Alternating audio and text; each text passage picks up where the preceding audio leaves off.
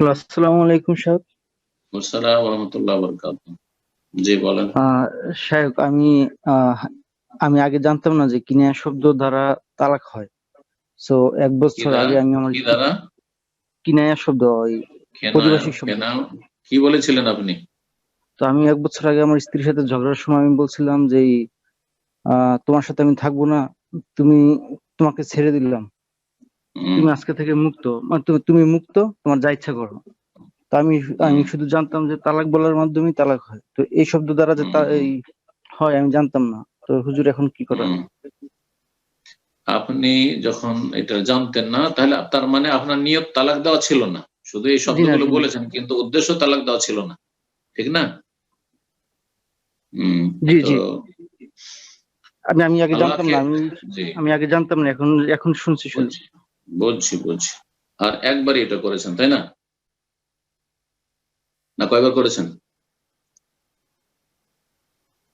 শুনছেন না জি মনে হয়। শাক, একটা সেকেন্ড জি, ওনাকে আমি মিউট করেছিলাম, তো আমি ওনাকে অসুবিধা আনমিউট নেই, করছি। অসুবিধা নেই, আমি জি। বুঝে গেছি, উত্তর দিয়ে দিচ্ছি, সমস্যা নেই।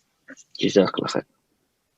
আহ, কথা হচ্ছে যে তালাকের শব্দ হচ্ছে দুই রকম। ফাকাহে কেরামগণ ফিকহের কিতাব উল্লেখ করেছেন তালাকের শব্দ হচ্ছে বা বাক্য হচ্ছে দুই রকম। একটা হচ্ছে সারিহ, মানে স্পষ্ট, স্পষ্ট তোমাকে তালাক দিলাম, হ্যাঁ, তাহলে তালাক। তাহলে সে যদি বলে আমি নিয়ত করিনি, তাও তালাক হবে। কি কেমন, এটা কেমন কথা, নিয়ত করিনি তো তালাক কেন বললো? কিন্তু যখন বললো যে তুমি তোমার বাপের বাড়ি চলে যাও, হম, ইলহাকি বি আহলিক, অথবা বলবে যে তোমাকে রাখলাম না, তোমাকে ছেড়ে দিলাম, হ্যাঁ, তুমি মুক্ত, এগুলো হচ্ছে কেনাই, মানে ইঙ্গিত করা। তালাকের ইঙ্গিত বহনকারী বাক্য, তালাকের ইঙ্গিত বহনকারী বাক্য সারি প্রথমটি, আর এটি হচ্ছে কেনাই। যখন ইশারা, কেনায়া, ইঙ্গিতমূলক বাক্য বলবে, তখন নিয়ত শর্ত রয়েছে। আমি তোমাকে মুক্ত করে দিলাম, তুমি এখন তোমার মালিক, হ্যাঁ, আমরা ওকে বেয়া দেখি, এইরকম যখন বলবে, তখন তাকে জিজ্ঞেস করবো যে আপনার উদ্দেশ্য কি, এমন কথা কেন বলেছে স্ত্রীকে। যদি বলে যে আমার উদ্দেশ্য ছিল তাকে তালাক দেওয়া, তালাক, তাহলে এক তালাক হয়েছে।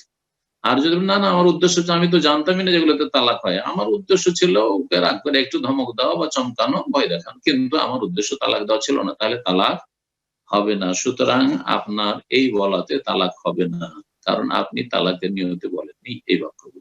তবে সতর্ক থাকবেন, এইরকম কথা থেকে সতর্ক থাকবেন, অন্য ভাষা দিয়ে সতর্ক সাবধান করবেন, বা সংশোধনের চেষ্টা করবেন। আল্লাহ যেন তৌফিক দান করেন। জি।